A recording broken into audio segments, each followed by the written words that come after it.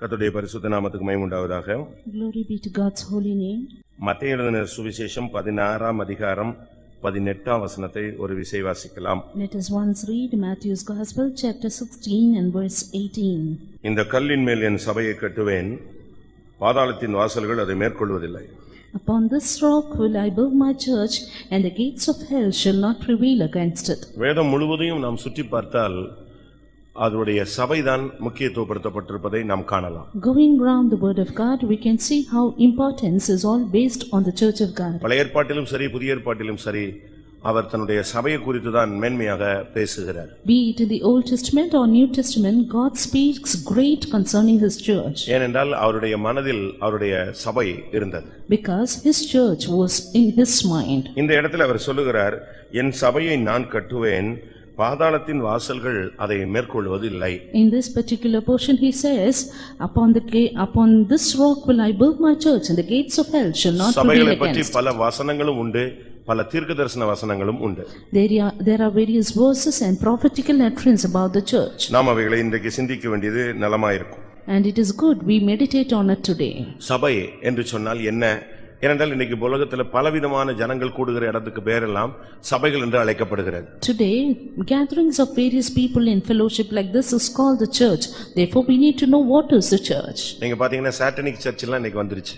And today, even satanic church is there. அந்த அளவுக்கு இன்னைக்கு சபையின் பெயர் வேறு மாறிக்கொண்டே வருகிறது. To that extent, the angle of the church keeps on changing. சாத்தானின் சபைகள், Satan's church. அப்ப சாத்தானும் கூட ஒரு சர்ச்சை டெவலப் பண்றதுக்காக ட்ரை பண்றான். Therefore, even Satan makes attempts to develop his church. இவைகளுக்கு மத்தியில கர்த்தருடைய சபை இருக்கிறது. Amidst all these, there is the church of God. கர்த்தருடைய சபையை பாதாளத்தின் வாசல்கள் மேற்கொள்ளாது. Gates of hell cannot prevail against the church of God. முதலாவது இந்த சபையினுடைய தன்மையை நாம் விளங்கிக் கொள்ள வேண்டியது அவசியம். First of all, it is important we need to understand the attributes of the church. நாம் இன்றைக்கு ஒரு சபையில இருக்கிறோம். Today we are in a church. ஆனால் இந்த சபை போகாது.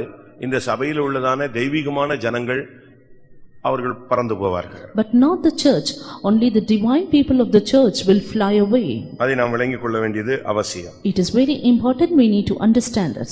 முதலாவது இந்த சபைக்கு உள்ளதான பலவிதமான பெயர்கள் நாம் இப்பொழுது பார்க்கலாம். First of all, now we are going to see the various names given to the church of God. இன்னைக்கு வித்தியாசமான சபை பெயர்கள்லாம் ஒவ்வொருத்தரும் புதுசா வச்சிருக்காங்க. Today they have new names assigned to various churches.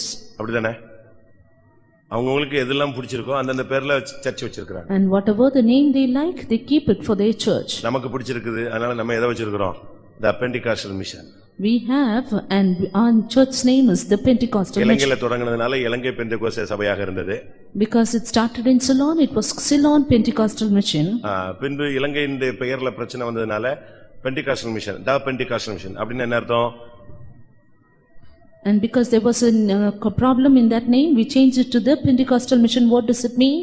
ஒரு சிலர் நினைச்சாங்க இந்த தமிழ்ல எழுதும்போது தா பெந்தேகோஸ்தேன்னு எழுதிடுவாங்க. அதனால அவன் அநேகர் நினைக்கிறது தமிழ்நாடு பெந்தேகோஸ்தேன்னு நினைச்சாங்க. And many think it is Tamil Nadu Pentecostal Mission when they write in Tamil. அப்படி அல்ல. No, it's not like that. The Pentecostal Mission சொன்னா இதுதான் பெந்தேகோஸ்தே, வேற ஒண்ணும் பெந்தேகோஸ்தே இல்லங்கற ஒரு மறைமுக தாக்குதல் இந்த வார்த்தையில இருக்கு. The Pentecostal Mission means indirect attack that there is no other mission, Pentecostal mission, other than this. வேற எதுவுமே பெந்தேகோஸ்தே இல்ல, இது ஒண்ணுதான் என்னது ஒரிஜினல் அப்படிங்கிறதுக்கு தான் The Pentecostal Mission. அதனால தான் வேற ஒரு சபைக்காரன் சொன்னா சரியா சூஸ் பண்ணி எழுதிட்டானுங்க, மத்த அவ்வளவு வரையும் டம்மி பண்ணிட்டாங்க அப்படின்னு சொன்னாங்க. They say that they have given the right name to this church, making all others dummy because this is the original Pentecostal mission. நாம் எதுக்கு இந்த பேரை வச்சிருக்கிறோம்? But what do we say? உலகத்துல ஒரு பெயர் வச்சிருக்கிறதுக்கு காரணம் என்ன? There is a name given in this world. Pentecost நாள்ல பரிசுத்த ஆவி இறங்கினார். அதை நினைப்பூட்டுறதுக்காக பெந்தேகோஸ்தே சபையினுடைய நம்முடைய பரிசுத்த ஆவியை ஜனங்கள் விசுவாசிக்காதபடினால அந்த பேரை வச்சோம். Just to remind the people that the Holy Ghost descended on the day of Pentecost, in order to prove it to the people, they kept this name. அதுக்காக டிபிஎம்ல இருக்கிறவங்க எல்லாரும் மேல போய்டுவாங்கன்னு சொல்ல வரல. Therefore, we do not mean that all in TPM would fly away. ஆனா இதுக்குள்ள இருக்கிறதான ஆண் குழந்தைகள் போகும். But the male child in this church will fly away. அந்த ஸ்திரீ போகவில்லை. The woman did not go. அது சர்ச்சை காண்பிக்கிறது. That signifies the church. அந்த ஸ்திரீக்குள்ள இருந்து உருவாக்கப்பட்ட அந்த ஆண் குழந்தை சிங்காசனத்துக்கு போனது. அது இந்த சபைக்குள்ள இருக்கிற ஜெயங்கொள்ளுகிற விசுவாசிகள் ஊழியர்களை காண்பிக்கிறது. But there was a man child which came out of the woman which flew away to heaven, and this man child shows the overcoming saints of God in the church. இன்னைக்கு உலகத்துல இருக்கிற ஜனங்கள் எல்லாம் தங்களுடைய குரூப்புக்கு ஒரு பெயர் வச்சுக்கறாங்க. அது அவங்களுடைய உரிமை. And people in the world have a name given to their own groups. That is their right. United Pentecostal இருக்கு. And ரெண்டு பேரா போக வச்சாரு இயேசுன்னு சொல்லி 2x2 னு சர்ச் இருக்கு. 2x2 church is there. United Pentecostal Church. United Pentecostal Church. இப்படி ஒவ்வொரு சபைகளுக்கும் தங்களுடைய இஷ்டத்துக்கு பேர் வச்சிருக்காங்கன்னு வெச்சுக்கோங்களேன். அது அவங்களுடைய உரிமை. Likewise every church have their own name because it is their right. ஆனா பைபிள் தன்னுடைய சபைக்கு என்ன பேர் சொல்லுது? But what does the Bible say the name of the church? வேதம் தன்னுடைய சபையை குறித்ததான வார்த்தைகளை எப்படி சொல்லுகிறது? What does the Bible call the church as? அதை நாம் விளங்கிக் கொண்டு அதற்காக நம்மை அர்ப்பணிப்பது நல்லது. It is good we understand that and surrender ourselves for the same. முதலாவதாக First of all, சங்கீதம் 1:5. Psalm 1:5. முதலாம் சங்கீதம் 5ஆம் வசனம். The first Psalm verse 5. ஆகையால் துன்மார்க்க நியாயத்தீர்ப்பிலும் பாவிகள் நீதிமான்களின் சபையிலும் நிலை நிற்பதில்லை. முதலாவது இந்த சபைக்கு பெயர் நீதிமான்களின் சபை. The name of the church, first of all, congregation of the righteous. சபையில் இருக்கிறவர்கள் முதலாவது நீதிமான்களா இருந்தால் பாதாளத்தின் வாசல் அவங்களை டச் பண்ணாது. The people in the church, if they are righteous, gates of hell cannot prevail over them. நாம் நீதிமான்களா? Are we righteous? சபையில கர்த்தர் நம்மை கொண்டு வந்திருக்கிறாரே, நம்மில் எத்தனை பேர் நீதிமான்களாய் மாறி இருப்போம்? The Lord has brought us into the church, but how many of us are called righteous? நீங்க அத சரியான விதத்துல விளங்கணும், அதை செயல்படுத்தணும். We need to understand this properly and set it right. ஏனென்றால் இந்த சபைக்கு பைபிள் சொல்லுகிற அர்த்தம் என்னன்னா நீதிமான்களின் சபை. Because the meaning of the Bible about this church is the congregation of the righteous. நாம் எல்லாரும் விசுவாசத்தினால் நீதிமான்களாக்கப்பட்டவர்கள் ரோமர் சொல்லுகிறார். In Romans it is said we are made righteous by faith. ஆண்டவருடைய இரத்தத்தினால நீதிமான்களாக்கப்பட்டோம் என்று ரோமர் சொல்லுகிறது. And again it says that we are made righteous by the blood of Jesus. இப்படி பல தன்மைகள் வேதத்திலே சுட்டி காட்டப்பட்டிருக்கு. Likewise various things are mentioned in the word of God. ரோமர் 5:1ல நாம் விசுவாசத்தினால் நீதிமான்களாக்கப்பட்டவர்கள். Romans 5:1 says we are made righteous by faith. இவ்விதமாக நாம் விசுவாசத்தினாலே நீதிமான்களாக்கப்பட்டிருக்கிறபடியால் நம்முடைய கர்த்தராகிய விசுவாசத்தினாலே நாம் நீதிமான்கள். Being justified or made righteous by faith. இன்னொரு இடத்துல இருக்கு கிருபையினாலே நீதிமான்கள். In another spot it is written made righteous by grace. இன்னொரு விதத்துல இரத்தத்தினால் நீதிமான்கள். In another place made righteous by his blood. இன்னொரு விதத்துல அழைப்பினால் நீதிமான்கள். In another place righteous by the calling. இப்படி நம்ம பத்தி ஒவ்வொரு ஸ்டெப்பா சொல்லி இருக்கு பைபிள்ல பல இடங்கள்ல இருக்கு. Likewise in various points it is mentioned about us. அப்ப நாம் எல்லாரும் விசுவாசத்தினால கிருபையினால நீதிமான்களாக இந்த சபைக்குள்ள கொண்டு வந்திருக்கிறோம். கர்த்தர் நம்ம விசுவாசிக்கிறார். இவன் சபைக்குள்ள வந்தா சபைக்குள்ள வந்தா நீதிமானா இருப்பான். Therefore by faith and by the grace of God we are brought in the church as righteous people, and God believes that we will be righteous. ஆண்டவருக்கு ஒரு பெரிய விசுவாசத்துல நம்மள கொண்டு வரார். As God by his great faith brings us here. அப்படிதானே? ஒரு பிள்ளையை தாய் பெற்று எடுத்து வளர்க்கிறது நோக்கம் என்ன? வருங்காலத்துல இவன் நமக்கு என்ன செய்வான்? பிரயோஜனமா இருப்பாள் அப்படிங்கிற நம்ம பேரை காப்பாத்துவாங்க, நமக்கு பிற்காலத்துல நம்ம பராமரிப்பாங்கங்கிற ஒரு நம்பிக்கையில தான் இந்த சமுதாய அமைப்பை தேவன் ஏற்படுத்தி வைத்திருக்கிறார். The Lord has appointed this form of society. A woman begets and nourishes her child with the hope that in future he will look after her. அதுபோல தேவனும் நம்மை விசுவாசிக்கிறார். Even so God believes us. எப்படி விசுவாசிக்கிறாரு? How does he do it? இவனை கொண்டு வந்தா அவன் பாவிதான், அவன் அக்கிரமத்துல செத்து போனவன் தான். அவனை கொண்டு வந்தா கிருபையினால அவனை எப்படி மாத்திரலாம்? வசனத்தை வச்சு, ஊழியக்காரங்களை வச்சு, சத்தியத்தை வச்சு, உபதேசத்தை வச்சு, அபிஷேகத்தை வச்சு எப்படியாயினும் அவனை நீதிமான்களா மாத்திரலாங்கிற நம்பிக்கையில தான் நம்மள அங்கங்கிருந்து கண்மலையிலிருந்து துறவிலிருந்து எல்லாம் வெட்டி எடுத்து இங்க கொண்டு வந்திருக்கிறார். True that this man is a sinner, he is dead by his sinful works, but believing that he will be able to change us by the saints of God, by the word of God, by the blood of God, God has brought us here, cutting us out from the rock. நாம் வரும்போது ஒன்னும் பெரிய நீதிமான்கள் அல்ல. We are not righteous when we came here. ஒன்னு பிசாசு பிடிச்சு கைய கால கட்டி இங்க கொண்டு வந்து போட்டுருப்பாங்க. And we may have been brought here being bound, being demon possessed. இல்ல ஏதாவது ஒரு வியாதியில வந்திருப்போம். Or we would have come here by sickness. இல்ல மனம் உடைஞ்சு நொறுங்கின நிலவரத்துல வந்திருப்போம். Or in a mental agony we would have come here. ஆனா தேவனுடைய மனசுல நம்ம பத்தி ஒரு விசுவாசம் இருந்துச்சு. இவனை இங்க கொண்டு வந்தா அவன் யாரா மாறிடுவான்? நீதிமானா மாத்திரலாம் அதான் அவருடைய நிச்சயம். But there was a faith in the mind of God which gave him the assurance that this man can be made righteous. ஒரு ஊழியக்காரனை கர்த்தர் கொண்டு வரும்போது அவன் ஒரு 20 வயசு பையனா இருப்பான், இல்ல 20 வயசு ஒரு பெண்ணா இருப்பா. அவனுக்கு உலகம் மாமிசம் பயங்கரமான போராட்டமா இருக்கும், எங்கேயோ ஒரு சாக்கடையில கட்டின மாதிரி கிடந்திருப்பான். அவனுக்கு ஒரு அழைப்பை கொடுத்து கொண்டு வராருன்னா அவன் மேல ஒரு பெரிய நம்பிக்கை தெய்வத்துக்கு இருக்கு. When the Lord brings in a servant of God, he or she would have been 20 years old, having a great fight with flesh and world, but still believing that he would overcome and lead the church. He brings in them in. அவனுடைய அபிஷேகம் அவனுக்கு கொடுத்த கிருபையை வச்சுட்டு இவன் உண்மையுள்ளவனா இருப்பான் அப்படின்னு அவர் feel பண்றார். And he feels that this person would reign faithful by the anointing and grace given to him. 1 தீமோத்தேயு 1:12ல பார்க்கும் பொழுது, When we turn to 1 Timothy 1:12, அங்க என்ன சொல்லப்பட்டிருக்கிறது? what is it said here? இயேசு கிறிஸ்து என்னை உண்மையுள்ளவர் என்று எண்ணினார் என்று பவுல் சொல்றார். Here St. Paul says, Jesus Christ counted me faithful. எப்படி? How was it? சொல்லுங்க. ஸ்தேவானை அடிச்சு கொல்றதுக்கு சம்மதிச்ச ஆளை கர்த்தர் எப்படி என்றாராம்? இவனை கொண்டு வந்தா உண்மையா இருப்பான்னு நினைச்சாராம். He who gave consent for the killing of Stephen, the Lord counted him faithful, it seems. பரிசுத்தவான்களை கட்டி இழுத்துட்டு போய் அடிச்சு சித்திரவதைப்படுத்தணும்னு வந்தவனை கர்த்தருடைய பார்வையில எப்படி பார்த்தாரா? அவனை எப்படி பார்த்தாரு? உண்மையுள்ளவன் என்று எண்ணினார். He who came to drag the servants of God and put them to death, stone them to death, the Lord now counted him to be faithful. Pastor Joel சொல்ற ஒரு சம்பவம் உங்களுக்கு ஞாபகத்துல இருக்கான்னு தெரியல. I think you would have been reminded of the incident said by Pastor Joel. ஒரு சிற்பியும் அவனுடைய ஃப்ரெண்டும் போனாங்க. There was a sculptor and his friend. ரோட்ல இந்த பெரிய கல் ஏத்திட்டு போன ஒரு கல்லு லாரியில இருந்து ஏதோ ஃபால்ட்ல அது கீழே இறக்கி விட்டாங்க. அது ரோட்டு ஓரத்துல கிடந்துச்சு. On the road there was a big stone or a rock taken in by a lorry, but it had to be loaded down and it was on the side of the road. அந்த சிற்பியும் ஃப்ரெண்டும் cross பண்ணி போனாங்க. The sculptor and his friend, he crossed the road. சிற்பி அந்த கல்லை பார்த்துட்டு என்ன அழகான ஒரு குதிரை நிக்குது அப்படின்ட்டாங்க.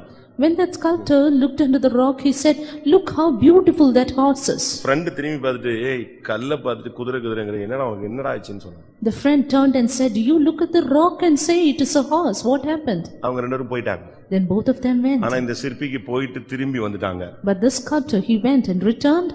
அந்த கல்லை செதுக்க ஆரம்பிச்சான். He started to carve it. செதுக்குனா அப்படியே தத்ரூபமா ஒரு குதிரையா நிப்பாட்டிட்டான். Carved and brought it into a perfect image of a horse. எல்லாம் ரெடி பண்ணிட்டு அந்த ஃப்ரெண்டை இன்னொரு நாள் எங்கேயோ வர்ற மாதிரி கூட்டி வந்தான். Made everything ready and brought his friend as though he was on the way. அந்த ஃப்ரெண்ட் பார்த்துட்டு என்னடா இவ்வளவு அருமையான ஒரு குதிரை நிக்குது அப்படினானா. Then the friend said, "See, look what of this beautiful horse." அப்ப அந்த கல்லை அவன் எதா பார்த்துக்கிட்டு இருந்தான்? கல்லுக்குள்ள ஒரு குதிரையை கொண்டு வரலான்னு அவனுக்கு சிந்தை இருந்துச்சு. அதுபோல பாவியாகிய நமக்குள்ளும் நம்மை உண்மையுள்ளவனாய் மாற்ற முடியும்னு விசுவாசத்துல தான் உன்னையும் என்னையும் இழுத்துட்டு வந்திருக்காரு. Therefore the sculptor had already in his mind that he can change the rock to a horse. So is it, God has seen us sinners that we would be faithful, and he had us in his mind. 1 தெசலோனிக்கேயர் 2:4 1 Thessalonians 2:4, தேவன் எங்களை அவர் உத்தமர் என்று எண்ணினார். The Lord does trust us to be true. ஒரு 20 வயசு பொண்ண போய் உத்தமனாக, ஒரு 20 வயசு பையன் 19 வயசுல ஊழியத்துக்கு வர்ற பையனை உண்மையுள்ளவன் உத்தமன் என்று அவர் என்ன செய்றாரு? மைண்ட்ல கொண்டு வராருன்னா அன்னைக்கு அவன் உத்தமன் அல்ல, அவனை உத்தமனா மாற்ற முடியும், நிலைநிறுத்த முடியும் அப்படிங்கிற விசுவாசத்துல கொண்டு வர்றார். A girl or a boy who is 20 years old, when he comes out for the ministry according to his calling, he is not found faithful on that day, but the Lord takes in his mind that he would change them. ஒரு கை ஊனமான ஒரு பையனை போய் ஒரு கலை குத்துச்சண்டையில கொண்டு போய் நிப்பாட்டுறதுக்கு try பண்ணாங்க. மல்யுத்தத்துக்கு கொண்டு போனாங்க. They tried to place a boy who was handicapped with only one hand and took him to a boxing. அவனை கொண்டு மல்யுத்தம். And that was a kind of wrestling. அவனை கொண்டு போய் அங்க நிப்பாட்டினாங்க. And they made him to stand there. அந்த குருட்ட கொண்டு போய் அவனை சப்மிட் பண்ணாங்க. And he was surrendered before his guru. அங்க இருந்த பையங்க எல்லாம் பார்த்து பரியாசம் பண்ணானா. There the boys started to mock at him. இவனுக்கு என்ன கிடையாது, ஏற்கனவே ஒரு கை கிடையாது, இதுல இவன் இந்த மல்யுத்தத்துல என்னத்தை சாதிக்க போறான்? He already doesn't have one of his hand, and what is going to do in this fight? ஆனா அந்த குரு நான் உனக்கு சொல்லி தரேன்னு சொன்னான். But you know that guru said, "I will teach you." அவனுக்கு தனியா ட்ரைனிங் கொடுத்தார். And he was given a separate training. சரியான ட்ரைனிங் கொடுத்தார். A good training he was given. அவன் நல்ல ஒரு தேறிட்டான் அப்படிங்கிறதுக்கு அரங்கேற்றம் நடத்துறதுக்காக இன்னொரு வல்லமையான ஒரு ஆளோடு போரிடுறதுக்கு சண்டை போடுறதுக்கு கொண்டு வந்து நிப்பாட்டினார். Therefore, in order to prove his expert skill, he was made to war with another expert boy. பயங்கர கூட்டம். And it was a terrible crowd. எல்லாருக்கும் என்னன்னா இவன் ஒத்த கையை வச்சுட்டு இன்னைக்கு அடி வாங்கி சாக போறான்.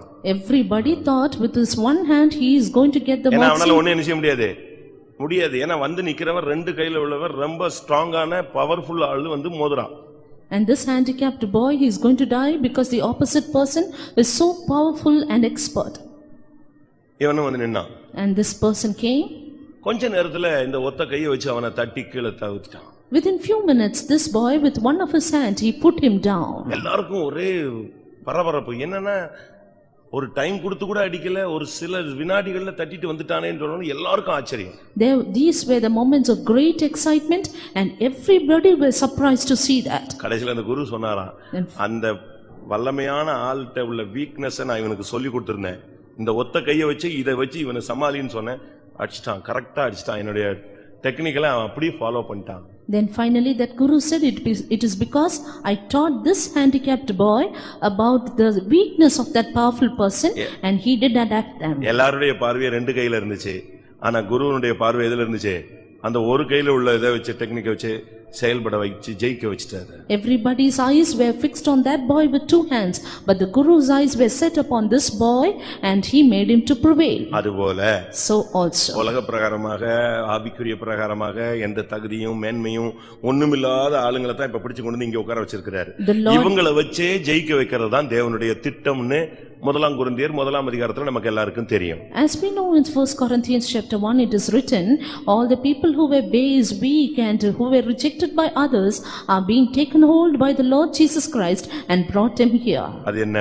For what? இல்லாதவைகள், They are nothing. இழிவானவைகள், Those which are despised, பைத்தியமானவைகள், those which are foolish, பலவீனமானவைகள், those which are weak, இழிவானவைகள், இல்லாத இப்படி எல்லாம் வசனம் ரொம்ப தெளிவா இருக்கு. those which are base, it is clear here. இப்படிப்பட்ட ஆளுங்களையும் தேவனால் உருவாக்க முடியும்.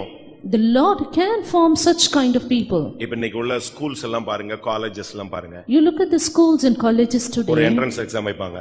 They have an entrance examination. அதுலயும் சூப்பர் மார்க் எடுத்தாதான் அவனுக்கு காலேஜ்ல சீட் இல்ல ஸ்கூல்ல seat. And only if they have merit with a good mark in that, they have the seat in the college. அத வச்சே அவங்க ஜெயிக்க வச்சிட்டே போயிட்டே இருப்பாங்க. And they will try to prevail with such people. அதனால இந்த ஓரளவு படிக்கிற பிள்ளைகளுக்கு என்ன கிடைக்காது? வாய்ப்பும் முன்னேற்றமும் இல்லாமல்.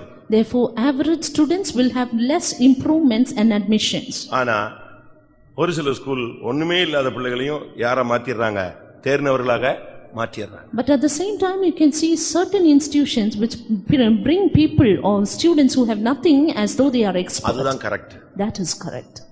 இருக்கிறதுலயே செலக்ட் பண்ணி ஒரு ஆளை வச்சு அவங்கள வச்சே மெயின்டைன் பண்றதை விட ஒண்ணுமில்லாத இடத்துல இல்லாத இடத்துல இருக்கிறதா அழைக்கிற தேவன் 0 பாயிண்ட்ல இருக்கிறவன 100ல கொண்டு வரதான் யாருடைய திறமை?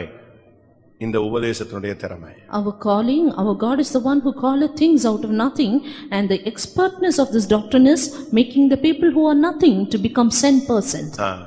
ஓரளவு தேர்ந்தவர்களை முற்றும் தேர்ந்தவனாய் மாற்றுகிறன்னு எழுதி போட்டிருக்கோம். என்ன எழுதி போட்டிருக்கோம்? நம்ம இப்ப சிபிஎம் சர்ச்சினுடைய மோட்டோ வசனம் என்னது?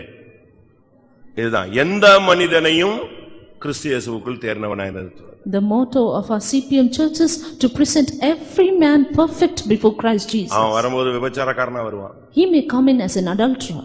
ஒரு பெரிய பாவியா வருவான். Or as a great sinner. ஒண்ணுமில்லாத ஒரு ஆளா வருவான். As a person who is nothing. அவனை உடைச்சு உருவாக்கி உபதேசம் கொடுத்து அவனுக்கு வியாதியில பிரச்சனை போராட்டங்கள் நிக்க வச்சு அவனை அழகா கொண்டு வந்து ஒன்னு சீயோனா மாத்திடுவார், இல்லாட்டா எருசலேமா மாத்திடுவார். But God forms him, gives him the doctrine beautifully, brings him up and makes him a sign in Jerusalem. நீதிமான்களின் சபை, the congregation of the righteous. நாம வரும்போது கிருபையினால் நீதிமான்கள், இந்த சபைக்குள்ள வந்த பிறகு கிரியைகளினால் நீதிமான்களாய் மாறணும். When we came in, we were made justified by grace of God, but after coming into the church by works we should be justified. வரும்போது உங்களை நம்பி கர்த்தர் கொண்டு வந்தாரு. And when we came in, the Lord believed us and brought us. ஒருத்தன் உண்மையுள்ளவனா இருப்பான்னு கொண்டு வராரு. இங்க வந்து கிரியையில நீ உண்மையா என்ன செய்யணும்? வாழ்ந்து காட்டணும். He counts us to be faithful and brings us in, but after coming here we need to prove that we are faithful. அப்படிதானே? Is it not? சரிதானா? யாக்கோபு 2ஆம் அதிகாரம் James chapter 2 24 25 verses 24 and 25. ஆதலால் மனுஷன் விசுவாசத்தினாலே மாத்திரமல்ல கிரியைகளினாலேயும் நீதிமானாக்கப்படுகிறான் என்று நீங்கள் காண்கிறீர்களே, அந்தபடி ராகாப் என்னும் வேசியும் தூதர்களை ஏற்றுக்கொண்டு வேறு வழியாய் அனுப்பிவிட்ட போது கிரியைகளினாலே அல்லவோ நீதியுள்ளவள் ஆக்கப்பட்டாள். விசுவாசத்தினால மாத்திரமல்ல, எதுல நீதி உள்ளவளாய் மாற்றப்பட்டாள்? கிரியைகளினாலும் நீதி உள்ளவளாக மாற்றப்பட்டாள். And she was made righteous not by faith only, but even by works. ஏனென்றால் உங்களை நம்பிதான் கொண்டு வந்தாரு. நம்பி கொண்டு வந்ததுக்கு நீங்க துரோகிகளா மாறிட கூடாது. Because the Lord has believed you and brought in, after that you should not become treacherous to God. அவர் நம்மை நம்பினார், நாம் அதை செயல்படுத்தணும். He believed us and we need to work it out. அபிஷேகம், உபதேசம், வல்லமை எல்லாம் உனக்கு கொடுக்கும் பொழுது நீ அதை செயல்ல கொண்டு வரணும். And when he grants you the necessary power, grace and anointing, we need to use it and bring it into action. ஏனென்றால் உன்னுடைய கிரியையை கர்த்தர் பார்க்கிறார். Because the Lord looks at your works. நீங்க வெளிப்படுத்தல நீங்க பாத்தீங்கன்னா, Turning to book of Revelation, 7 சபைகளுக்கு தூது எழுதும் பொழுது, and when the message was given to 7 churches, உன் கிரியைகளை நான் அறிந்திருக்கிறேன். The Lord said, I know thy works. அதுதான் கர்த்தர் ஃபர்ஸ்ட் பார்க்கிறது, நீ எப்படி ஆளு. Therefore, first of all, the Lord sees how you are working. விசுவாசத்தை உபயோகப்படுத்தியிருக்கானா? Is he using his faith? கிருபையை உபயோகப்படுத்தியிருக்கானா? Is he using his grace? உபதேசத்தை உபயோகப்படுத்தியிருக்கானா? Is that man making use of doctrine? கர்த்தர் உனக்கு கொடுத்திருக்கிறார். And the Lord has given you. நீ அதை use பண்ணணும். You need to make use of it. குருடு மாதிரி நம்ம இந்த பாதையில போக கூடாது. Let us not walk as blind people. கரெக்ட்டா போணும். Let us go right. விசுவாசத்தினால் நீங்கள் நீதிமான்களாக மாற்றப்பட்டவர்கள். ஆனா உன்னுடைய பூர்ணம் வரணும்னா விசுவாசம் கிரியைகளோடு கூட முயற்சி செய்து பூரணப்படுகிறது என்று காண்கிறோமே. We are made righteous by faith, but we know that righteousness is made perfected by works. அப்படிதான் பைபிள் சொல்லுகிறது. That's how the word of God says. விசுவாசம் கிரியைகளோடு கூட முயற்சி செய்து பூரணப்படுகிறது என்று காண்கிறோம். And faith works along with works and gets perfected. அப்ப விசுவாசம் கிரியை செய்யிறதுக்கு அது ஒரு வேலை இருக்கு. அது அப்பனா அது பூரணத்தை நோக்கி வரும். Therefore, only when faith works with works, then it can be perfect. நம்முடைய விசுவாசம் எப்படி இருக்கு? நம்முடைய செயல்கள் எப்படி இருக்கு? How is our faith? How is our works? அப்ப நீதிமான்கள் என்று சொன்னால் கிரியைகளில் நீங்கள் நீதிமான்களாய் இருக்கணும். Therefore, righteous means we have to be righteous by works. நான் இந்த சப்ஜெக்ட்ல நிக்க விரும்பல, அடுத்தது போறேன். ஒரே ஒரு நீதிமானை எப்படி கண்டுபிடிக்கிறது? How can you find out a righteous man? மத்தேயு 1:19ல பாத்தீங்கன்னா, When you turn to Matthew 1:19, அவன் நீதிமானா இருந்தபடியால் அவளை அவமானப்படுத்தவில்லை. it is said, because he was righteous, he did not want to mock her or put a public example over her. அவள் புருஷனாகிய யோசேப்பு நீதிமானாயிருந்து அவளை அவமானப்படுத்த ஒரு மனதில்லாமல் நீதிமான் யாரையும் கேவலப்படுத்த மாட்டான். A righteous man will not put anyone to shame. Insult பண்ண மாட்டான், irritate பண்ண மாட்டான். He will not insult, he will not irritate. அவனை போட்டு நோண்டிக்கிட்டே இருக்க மாட்டான். He will not keep pricking at ஒரு others. தவறு அவன்கிட்ட தெரிஞ்சதுன்னா அதையே சுட்டி காட்ட மாட்டான். He will not keep pinpointing the fault of others. அதை குறித்து அவன் பேச மாட்டான். They will not speak about that. அவமானப்படுத்துகிறது தன்மை யாருக்கு கிடையாது? நீதிமானுக்கு கிடையாது. A righteous will not put others to shame. நீ பாருங்க, குடும்பத்துல புருஷனோ மனைவியோ ஏதோ ஒரு சின்ன ஃபால்ட்னா சாகர வரைக்கும் இதே சொல்லி சொல்லி அவனை கொன்றுவாங்க, இல்லனா அவளை கொன்றுவாங்க. Today we see if there is a small quarrel in the family, they keep doing it till the death. அதையே நம்ம சொல்லிட்டே இருக்க கூடாது. And we should not keep saying about அப்படி that. பார்த்தா நம்முடைய பாவத்தெல்லாம் திருப்பி திருப்பி கர்த்தர் சொல்லிட்டே இருந்தா என்ன ஆகும்? If the Lord will be reminded of our sins again and again, what will happen? நீதிமான்களின் சபை, The congregation of righteous. ஏன்னா நீதிமான்களை மட்டும்தான் அவரால எடுக்க முடியும். Only the righteous can be taken by him. காந்தத்துக்கு எதைத்தான் இழுக்க முடியும்? இரும்பு துகள்களை மட்டும்தான் இழுக்க முடியுமே தவிர தங்கத்தை கொண்டு போய் வச்சா கூட அது என்ன செய்யாது? இழுக்காது. The magnet can attract only the iron particles and not even the gold. அதை நீங்க புரிஞ்சுக்கணும். You should understand that. அது இழுக்கணும்னு சொன்னா அதுக்கு அங்க இரும்பு துகள்கள் தேவை. If it has to magnetize or attract, it needs the iron particles. ஏசாயால நான் வாசிக்கும் பொழுது, When we turn to the book of Isaiah, நீதிமான்கள் எடுத்துக்கொள்ளப்படுகிறார்கள். the righteous are taken அவனை away. மட்டும் தான் அவரால எடுக்க முடியும். Yes, only the righteous can be taken அதனால தான் away. இந்த சபைக்கு பெயர் நீதிமான்களின் சபை. That is why this church is called the congregation of righteous. 57:1. Isaiah 57:1. நீதிமான் மடிந்து போகிறான், ஒருவரும் அதை மனதில் வைக்கிறதில்லை. புத்திமான்கள் எடுத்துக்கொள்ளப்படுகிறார்கள், ஆனாலும் தீங்கு வராததற்கு முன்னே நீதிமான் எடுத்துக்கொள்ளப்படுகிறான் என்பதை சிந்திப்பார் இல்லை. நீதிமான் எடுத்துக்கொள்ளப்படக்கூடியவன். The righteous will be taken away. அதாவது வருகை தான் எடுத்துக்கொள்ளப்படுதலை காண்பிக்கிறது. This taken away shows the coming of the Lord. இந்த ராப்சர்ங்கிறது நடக்கிறது யாருக்குன்னா யாருக்கு தான்? இந்த எடுத்துக்கொள்ளப்படுதல் ரகசிய வருகையில நடக்கிற சம்பவத்துல எடுக்கப்படுறதுன்னு ஒரு கூட்டம் இருந்தா அது யாரு? நீதிமான்கள். அதுதான் சபைக்கு பெயர் நீதிமான்களின் சபை. This group who are going to be raptured at the secret coming of Jesus, they are the righteous, therefore the church is called congregation of righteous. இரண்டாவதாக Secondly, 89ஆம் சங்கீதம் 5ஆம் வசனம். Psalm 89 and verse 5. 89:5. 89:5. கர்த்தாவே, வானங்கள் உம்முடைய அதிசயங்களை துதிக்கும், பரிசுத்தவான்களின் சபையிலே உம்முடைய உண்மையும் விளங்கும். இந்த சபையில இருக்கிற அடுத்த கூட்டம் பரிசுத்தவான்கள். The next group of this church is saints. நம்ம இருக்கிற சர்ச்சில் நம்ம இருக்கிறோம், ஆனா ஒன்னு நீதிமான்களா இருக்கணும். அப்ப சபையை நம்மை பாதாளத்தின் வாசல் மேற்கொள்ளாது. இரண்டாவது, பாதாளத்தின் வாசல் நம்ம மேற்கொள்ள கூடாதுன்னா நாம் பரிசுத்தவான்களாய் இந்த சபையில மாறணும். True that we are in this church, but that the gates of hell may not prevail over us, we need to be righteous, and two, we need to be saints. பரிசுத்தவான்கள்னு சொன்ன உடனே நம்ம என்ன செய்றோம்? ஊழியக்காரங்க தான் பரிசுத்தவான்கள். Saints, we generally think only servants of God are saints. அது ஒரு காமனா நம்ம பேசுகிற ஒரு வார்த்தை. That is a general or a common word. எல்லா ஜனங்களும் பரிசுத்தவான்களாய் மாறணும். But all people need to become saints. அதுதான் தேவனுடைய திட்டம். That is the plan of God. எல்லாரும் பரிசுத்தவான்களாய் மாறணும். Everyone should be made saints. அப்படிதான் வேதம் பல இடங்களில் சுட்டிக்காட்டுகிறது. That is how the word of God points in various places. நீங்கள் எனக்கு ஏற்ற பரிசுத்தவான்களாய் இருப்பீர்களாக. And ye need to be holy unto me. லேவியராகமம் Book of Leviticus. லேவியராகமம் 20:26. Chapter 20 and verse 26. கர்த்தராகிய நான் பரிசுத்தராய் இருக்கிறபடியினாலே நீங்களும் எனக்கேற்ற பரிசுத்தவான்களாய் இருப்பீர்களாக. எனக்கு ஏற்ற பரிசுத்தவான்களாய் இருப்பார். And ye need to be holy unto me. அதாவது தேவனுடைய அவருக்கு ஏற்ற அந்த பரிசுத்தத்தை விசுவாசிகள் ஊழியர்கள்ல தெய்வம் எதிர்பார்க்கிறார். That is, the Lord expects the holiness which is meet unto him in all the servants of God and believers. அப்ப பரிசுத்தவான்களின் சபைன்னு இதுக்கு பேர் இருக்கு. Therefore this is called the congregation of saints. 149ஆம் சங்கீதம் Psalm 149 1 and verse 1. முதலாம் வசனம்.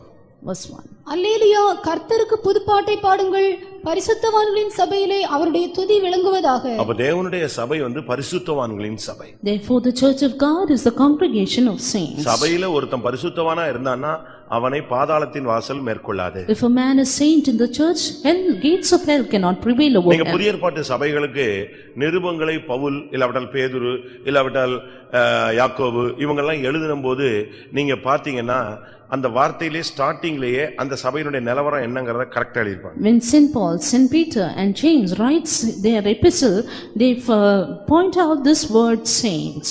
அது நாம் பார்க்கலாம். We can see it clearly. ரோமர் 1:2. Romans 1:2. ரோமாபுரியிலுள்ள தேவ பிரியரும் பரிசுத்தவான்களாகும்படி அழைக்கப்பட்டவர்கள். The ones called to be saints. எபேசியர் 1:1 வாசி. Ephesians 1:1. தேவனுடைய சித்தத்தினாலே இயேசு கிறிஸ்துவினுடைய அப்போஸ்தலனாகிய பவுல் எபேசுவிலே கிறிஸ்து இயேசுவுக்குள் விசுவாசிகளாய் இருக்கிற பரிசுத்தவான்களுக்கு எழுதுகிறதாவது. பரிசுத்தவான்களாகும்படி அழைக்கப்பட்ட ஒரு கூட்டத்துக்கு எழுதினது, இது பரிசுத்தவான்களாய் மாறி இருக்கிற ஒரு கூட்டத்துக்கு எழுதுகிறது. That was written to the ones called to be saints. Here it is written to the ones who are saints. அப்ப இதுல இருந்து என்ன விளங்கிக் கொள்கிறோம்? Therefore from this what do we understand? சில சபை பரிசுத்தவான்களாகும்படி அழைக்கப்பட்டு அதுக்கு ரீச் ஆகிட்டு இருக்கு. சில சபைகள் ரீச் ஆயிடுச்சு, பரிசுத்தவான்களாய் மாறிட்டாங்க. The people of some churches are called to be saints and they are on the way, but here some people have already reached the perfection of saints. எபேசியர் 1:1 படி விசுவாசிகளாகிய பரிசுத்தவான்கள். According to Ephesians 1:1, it says saints who are believers. அப்ப பரிசுத்தவான்கள்னு சொன்னா ஊழிய விசுவாசிகளுக்கும் பரிசுத்தவான்கள்ங்கற தன்மை இருக்கு, ஊழியர்களுக்கும் பரிசுத்தவான்கள் என்ற தன்மை இருக்கிறது. Therefore when we say in the church, even the servants of God and believers have to attain the standard of a saint. தேவன் நம்மில் எதிர்பார்க்கிறது ஒரு பரிசுத்தம். What God expects all about us is holiness. அவர் உன்னை நேசிக்கிறாரோ இல்லையோ உன்னுடைய பரிசுத்தத்தை அதிகமாக நேசிப்பார். Whether God loves you or not, he loves your holiness much. தேவன் சிநேகிக்கிற பரிசுத்தம். The holiness which God loves. அப்ப ஆண்டவர் விரும்புறது பரிசுத்தத்தை தான். Therefore what God desires is holiness. பரிசுத்தம் இல்லாமல் ஒருவனும் தேவனை தரிசிப்பது இல்லையே. And no man shall see God without holiness. பரிசுத்தம்னா என்ன? What is holiness? பரிசுத்தங்கிறது ஒவ்வொரு ஆஸ்பெக்ட்லயும் இருக்கு. Holiness is something in every aspect to be seen. உன்னுடைய பேச்சு, நடவடிக்கை, பார்வை, எண்ணம், உணர்வு, வாஞ்சை, விருப்பம், அப்படி வரிசையை சொல்லிட்டே போலாம். எல்லாத்துலயும் பரிசுத்தத்தை தேவன் எதிர்பார்க்கிறார். As God expects holiness in your sight, in your walk, in your word, in your thought, in your attitude and everything. மோசே கன்மலை பக்கத்துல நிக்கிறார். Moses was standing beside the rock. இப்ப ஆண்டவர் வந்து கன்மலையில பேச சொல்றார். And now the Lord is asking him to speak to the rock. இவன் ஏற்கனவே டென்ஷன்ல இருக்கிறான். He is already in a tension. என்னாச்சு? What happened? பேசுன்னு சொன்னது மறந்து போயிடுச்சு. When he forgot when the Lord asked him to speak. அனுபவத்துல அடிச்சது அவனுக்கு பழக்கத்துல இருந்துச்சு. And smiting the rock was his experience. உடனே என்ன பண்ணிட்டான்? அதை வச்சு அடிச்சிட்டான். Therefore with that experience he smote. அடிக்கும் போது ஒரு வார்த்தையை சொல்லிட்டான். When he smote, he said a இந்த word. கன்மலையில இருந்து உங்களுக்கு எல்லாம் தண்ணீர் புறப்பட பண்ண முடியுமா? என்னத்துக்கு அப்படின்னு ஏதோ டென்ஷன்ல மனம் பதறி பேசினான். And he spoke unadvisedly with his lips. அந்த வார்த்தையை பைபிள் சொல்லுகிறது. And that the word of God says, நீ என் ஜனத்தின் மத்தியிலே என்னை பரிசுத்தம் பண்ணவில்லை. You did not sanctify me before the people. எப்படி இருக்கும் அந்த வார்த்தை? You look at this word. அவன் வார்த்தையை உபயோகிச்சிட்டான். He used that word. ஆனா பைபிள் சொல்லுகிறது நீ என்னை இந்த இடத்துல பரிசுத்தம் பண்ணவில்லை. But the word of God says, You did not sanctify me before the people. அவன் போய் விபச்சாரமோ வேசித்தனமோ வேற எந்த பாவமும் செஞ்சு பரிசுத்தத்தை கெடுக்கல. He did not destroy his holiness by committing adultery or any other sins. அவன் போய் வேற எந்த தவறையும் செய்யவில்லை. He did not do any other mistakes or great sins. என்னாகமம் Numbers 20 chapter 20 12 verse 12. பின்பு கர்த்தர் மோசேயையும் ஆரோனையும் நோக்கி, இஸ்ரவேல் புத்திரரின் கண்களுக்கு முன்பாக என்னை பரிசுத்தம் பண்ணும்படி நீங்கள் என்னை விசுவாசியாமற் போனபடியினால் இந்த சபையாருக்கு நான் கொடுத்த தேசத்துக்குள் நீங்கள் அவர்களை கொண்டு போவதில்லை என்றார். 40 வருஷம் ஜனங்களை நடத்தி வந்துட்டு கடைசில ஒன் வேர்ட் क्वेश्चनல ஃபெயில் ஆன மாதிரி ஆயிப்போச்சு.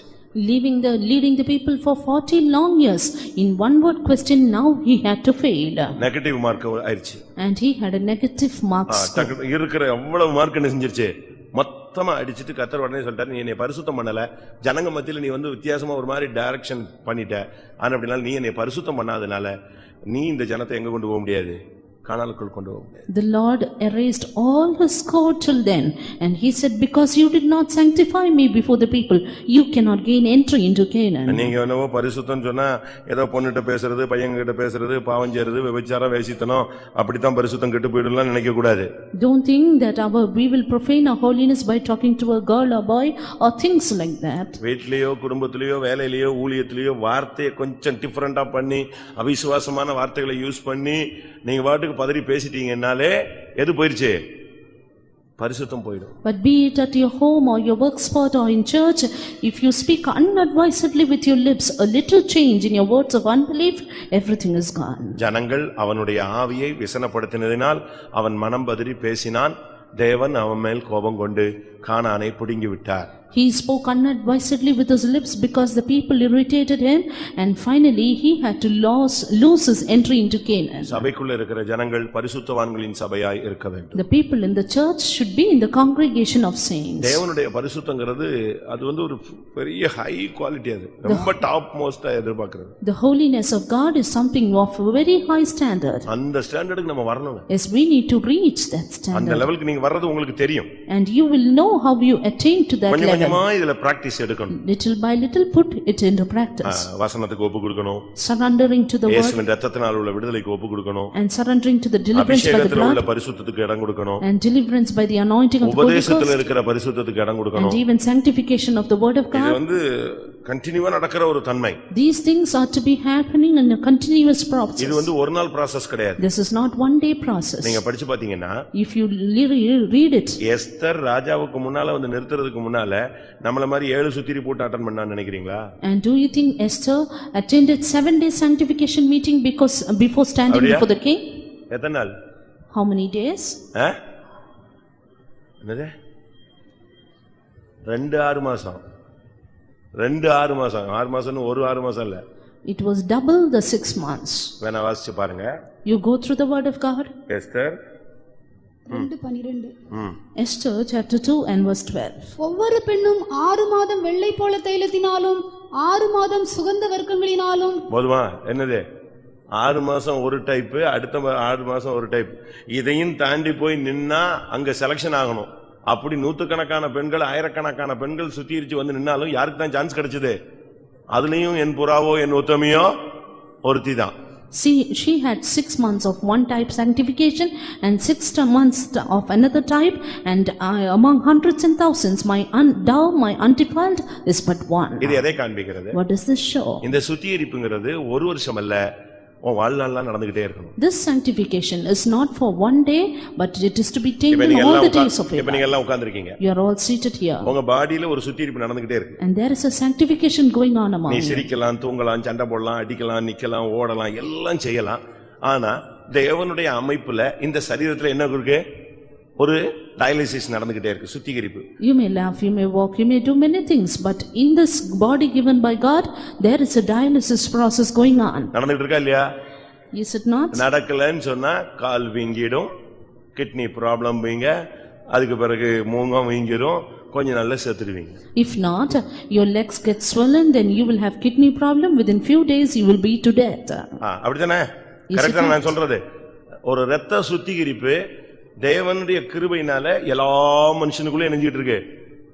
24 hours நடக்குது. By the grace of God, a purification of blood, that process is going on in everybody all the 24 hours. இந்த சிஸ்டம் எப்ப ஃபெயிலியர் ஆகுதோ அவன் வியாதியஸ்தனா மாறுறான். When this system fails, he will become sick. அதுபோல So is it. சுத்திகரிப்பின் தன்மை ஒரு விசுவாசிக்கு ஊழியனுக்கு எப்ப down ஆகுதோ அப்ப ஆட்டோமேட்டிக்கா அவன் ஆவிக்குரிய வியாதியஸ்தனாய் மாறுவான். When the tendency of sanctification is down in a child of God, he becomes sick in a spiritual life. எப்படியாவது ஆண்டவருடைய சன்னிதானத்துல திருப்பி விழுந்து விழுந்து மிராக்கிள் மாதிரி சுத்திகரிச்சு எழும்பிட்டான்னா திரும்பி எழும்பி கொஞ்ச நாள் ஓடலாம். Somehow if he falls down and again in the presence of God and gets up, then he can run the race.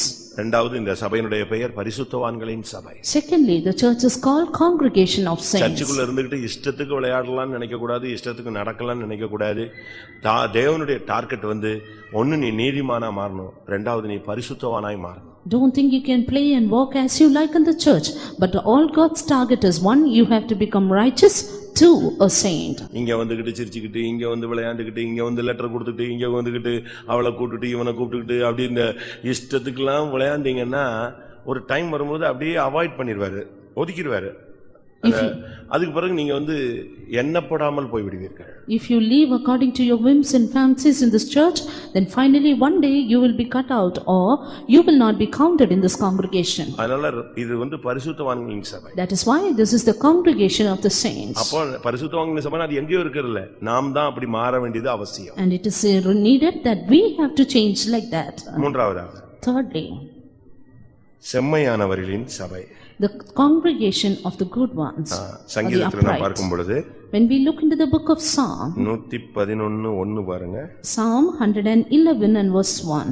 அல்லேலூயா, செம்மையானவர்களுடைய சங்கத்திலும் சபையிலும் கர்த்தரை முழு இருதயத்தோடும் துதிப்பேன். சபையில அடுத்து இருக்கிற ஜனங்களுடைய நிலவரம் என்னன்னா செம்மையானவர்கள். The second state of the people of the church, upright.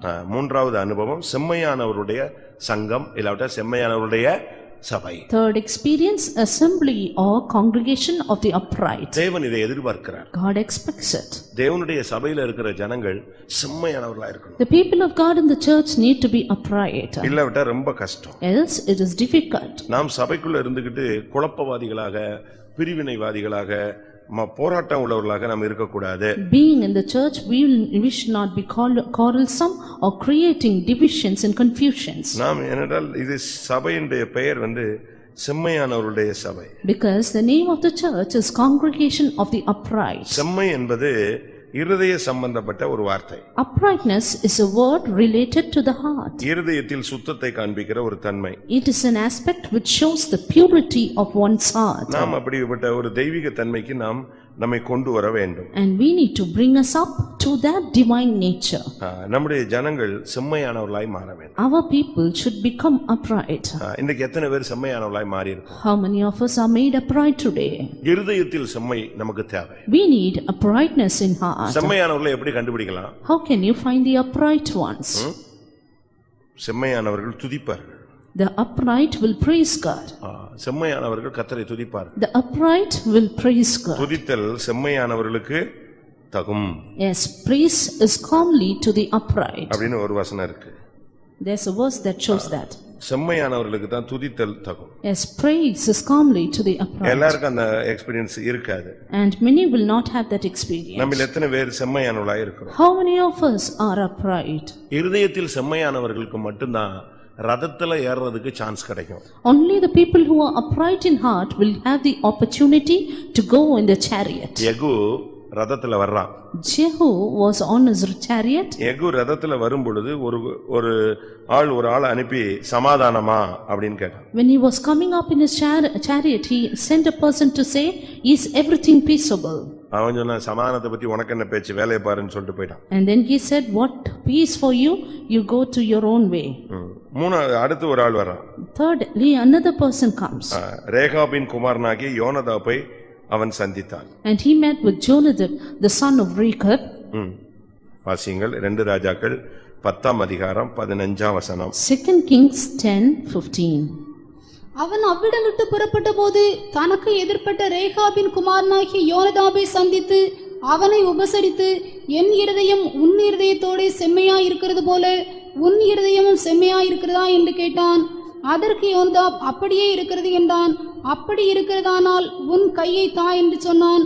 அவன் தன் கையை கொடுத்தபோது அவனை தன்னிடத்தில் ரதத்தின் மேல் ஏறி வரச் சொல்லி, பாருங்க, இருதயத்தில் செம்மையா இருந்தாதான் உனக்கு ரதத்துல இடம் கிடைக்கும். Only if you are upright in your heart can you have a place in the அவன் chariot. சொல்றான், என் இருதயம் உன்னோடு செம்மையா இருக்கு. கரெக்ட். ஆனா உன்னுடைய இருதயம் என்னோட செம்மையா இருக்கா? இருக்குன்னா கை கொடு, இல்லையா உனக்கு ஒத்து வராது. Is thine heart right as my heart is? If it is, then you come up into the chariot. செம்மையானவர்களின் சபை என்று சொல்லுகிறது இருக்கிற ஜனங்களுடைய இருதயம் எல்லாம் ஒண்ணா இருக்கணும்.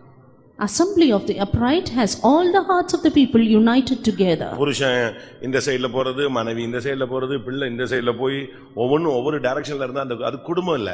If everyone in the family is going in a different direction, then that is not a family. ஒரு 10 விசுவாசி இருந்தா 10 விசுவாசினுடைய இருதயமும் ஒவ்வொரு இருதயத்தோட எப்படி இருக்கணும்? செம்மையா இருக்கணும். If there are 10 believers, all their hearts should be right with each other. சும்மா நான் ஒரு சாம்பிள் சொல்றேன். இப்ப பாருங்க, எல்லாமே கம்ப்யூட்டரைஸ்டா மாத்திட்டே வராங்க. One example, we see the whole world become computerized. ஃபுல்லா கம்ப்யூட்டரைஸ்ட். Everything is computerized. ஒரு கம்ப்யூட்டர் ஒர்க் பண்ணலன்னா இதுக்கு என்ன இருக்காது? கம்யூனிகேஷன் இல்லாம போயிடும், ஒரு ரிசல்ட்டும் கிடைக்காம போயிடும். If the one computer doesn't work, then the network is broken and you will not get a proper அதே result. போலதான். So is it. உனக்கும் இன்னொருத்தருக்கும் ஐக்கியம் இருந்தாதான் உனக்கும் தேவனுக்கு எப்படி இருக்கும்? செம்மையா இருக்க முடியும். Only if there is an unity between one another, you can be upright with God. உன் மனைவிக்கோ, உன் புருஷனுக்கோ, உன் பிள்ளைகளுக்கோ, இல்ல இங்குள்ள விசுவாசிகளுக்கோ, இல்ல இங்குள்ள ஊழியக்காரர்களுக்கோ உன்னுடைய இருதயம் ஒருத்தர் செம்மையா இல்ல அப்படின்னு சொன்னா உனக்கும் தேவனுக்கும் அது என்ன இருக்காது? செம்மையாக ஒத்து போகாது. If your heart is not upright or right with your wife or husband or children or with the saints of God, it cannot be right with God also. ஒரு சிலர் என்ன நினைக்கிறாங்க, எனக்கும் ஆண்டவருக்கும் தெரியும் அப்படிமா. Something I and my God know about it. இவனும் இவளும் இந்த பாஸ்டரும் இவங்கெல்லாம் எனக்கு சர்டிபிகேட் கொடுக்க வேண்டாம், எனக்கும் தேவனுக்கும் தெரியும். ஆமா, நீ எல்லாத்தையும் எதிர்த்து சண்டை போட்டு கிடக்குறேன்னு உனக்கும் தேவனுக்கும் தெரியத்தான் செய்யும். And they may say, this pastor or that pastor or this person need not certify me, God knows my heart. Yes, because you are wrong with everyone, you cannot be right with God also. அப்படிதானே? இருதயம் செம்மையானவர்கள் சபை, the congregation of the upright. அவன் கேக்குறான், யெகூ கேக்குறான், என் இருதயம் உன்னோட இருதயத்தோட செம்மையா இருக்கு. கரெக்ட். ஆனா உன்னுடைய இருதயம் என்னோட இடத்துல செம்மையா இருக்கா அப்படின்னு கேக்குறான். ஆம்னா அப்ப கையை கொடு. எங்க யாரு? ரதத்துல வா. Jehu here says, my heart is right with yours. And is your heart right? He said, yes. And then he said, come up into my chariot. ஆண்டவர் மேக ரதத்தில் வரும் பொழுது இந்த क्वेश्चन கேட்கப்படும். As when the Lord comes in the chariot of air, this question will be இருதயத்தில் asked. செம்மையுள்ளவர்களாய் நாம் மாறணும். We need to become upright in our heart. ஒருத்தருடைய இருதயத்தோடு ஒத்து போகலனா பிரயோஜனமே இல்ல. And if our hearts is not right with one another, there's no use of it. நம்முடைய இருதயம் அப்படி ஒத்து போகுமா? Will our heart get along with others? சொல்லுங்க. ஆண்டவர் தாவீதை பத்தி சொல்றார், என் இருதயத்துக்கு ஏற்றவனா நான் அவனை செஞ்சேன், கண்டேன். God said about David, I have seen him as a person after mine own heart. Pavul தீமோத்தேயை பார்த்து சொல்றார், என் மனசு எப்படியோ என் மனது போலவே அவன் இருப்பான். Saint Paul says about Timothy, he is a son after mine own heart. அப்படி ஒரு குடும்பம், மனைவி புருஷன் பிள்ளைகள் எல்லாம் இருந்தாங்கன்னா அந்த குடும்பம் தான் உண்மையான தெய்வீகமான குடும்பம். If there is a family of such sort, that is a divine family. உங்களுடைய இருதயம் எத்தனை, இது செம்மையானவருடைய சபை. This is the congregation of the upright. செம்மையானவனை மட்டும்தான் அவன் ரதத்துல ஏத்துவான், இல்லைன்னா உன் வேலையை பார்த்து போன்னு சொல்லிட்டு போயிடுவான். only the upright can get up into the chariot, or else he will leave his way. இன்னொருத்தன் வந்து கேக்குறான் சமாதானமா அப்படிங்கறான். Another person is asking, are you at peace? அவன் சமாதானத்தை பத்தி உனக்கு என்ன வேலைய பார்த்து போன்னு சொன்னான். He said, what do you have with peace? You go on your way. 2 ராஜாக்கள் 9:18. 2 Kings 9:18. அந்த குதிரை வீரன் அவனுக்கு எதிர்கொண்டு போய் சமாதானமா என்று ராஜாவை கேட்க சொன்னார் என்றான். அதற்கு யெகூ, சமாதானத்தை பற்றி உனக்கு என்ன உன் வேலையை பாருன்னு சொல்லி துரத்தி விட்டான். He said, what is that thou hast to do with it? 22 வசனம். Verse 22. யோராம் யெகூவை கண்டவுடனே, யெகூவே சமாதானமா என்றான். அதற்கு யெகூ, உன் தாயாகிய யேசபேலின் வேசித்தனங்களும் அவளுடைய பில்லி சூனியங்களும் இத்தனை ஏராளமா இருக்கையில் சமாதானம் ஏது என்றான். அவன் சொல்றான், என் இருதயம் உன் இருதயத்தில் சரியில்லையே, வேசித்தனமும் பில்லி சூனியமும் தகாதவனமா இருந்துட்டு நீ சமாதானத்தை பத்தி என்ன பேசுறன்னா அதோட ஓடுனான். ஓட விடல, அவனை கொன்னுட்டான். He said, here my heart is not right with you because of your witchcrafts and whoredoms, and with that he ran, but he then killed him. அன்னைக்கு அவனை கொன்னுட்டான். And that day he killed him. இருதயத்தில் செம்மை இல்லாவிட்டால் நமக்கு வருகை ஒரு பெரிய நியாய தீர்ப்பாய். If you are not upright in your heart, then we will have a great judgment. வருகை ஒரு பெரிய கண்ணியா இருக்கும். And then the secret coming of the Lord will be a snare for us. இந்த சபையினுடைய பெயர் ஜனங்களுடைய நிலவரம் செம்மையானவர்களின் சபை. The state of the people in the church is uprightness, and it's called congregation of the upright. அடுத்ததாக Nextly, எபிரேயர் 12 அதிகாரம். Hebrews chapter 12. 23 வசனம். Verse 23. பரலோகத்தில் பேர் எழுதியிருக்கிற முதற் பேரானவர்களின் சர்வ சங்கமாகிய சபையினிடத்திற்கும், பரலோகத்தில் பேர் எழுதியிருக்கிற முதற் பேரானவர்களின் சர்வ சங்கமாகிய சபை, assembly and church of the firstborn which are written in heaven. சபையில நம்ம வந்து விசுவாசிகளா இருக்கிறதை விட முதற் பேரானவர்களா இருக்கணும். Rather than being believers in the church, we need to be firstborn. சர்ச்சில் ஆயிரக்கணக்கான ஜனங்கள் வருவாங்க. There may be thousands of people coming into the church. ஒரு குரூப் போகும், ஒரு குரூப் வரும், ஒரு குரூப் மட்டும் நிக்கும். One group will go, one group will come, one group will stand. அது வந்து சபையினுடைய நியதி. That is the law of the church. ஆனா இந்த நிக்கிற குரூப்ல ஒரு குரூப் முதற் பேரானவர்களாய் மாறுவாங்க. But one group of these people who are standing should become the firstborn. ஏன்னா Why? இந்த முதற் பேரானவர்களுக்கு தான் சேஷ்ட புத்திர பாகம். Because the birthright is for the firstborn. அவங்களுக்கு தான் 2 பங்கு. Only they will have double portion. அவங்களுக்கு தான் சீயோன் இல்லாட்ட எருசலேம். Only they will have Zion or Jerusalem. அப்ப நம்ம சபையில வந்துட்டு சும்மா சாதாரண ஒரு ஆர்டினரி பர்சனா இருக்க கூடாது, முதற் பேரானவனாய் இருக்கணும். Therefore, after coming to the church, we should not be an ordinary person but be the firstborn. நம்ம எத்தனை பேர் முதற் பேரானவர்கள் சபையில இருப்போம்? How many of us are in the church of the firstborn? நாம் இந்த சபையில ஒன்னு முதற் பலனா இருக்கணும், இல்லாட்ட முதற் பேரானவனா இருக்கணும். Either we need to be the first fruit or the firstborn in the church. இயேசு கிறிஸ்து மரியாளுக்கு முதற் பேரானவர். Jesus is the first born for the Mary.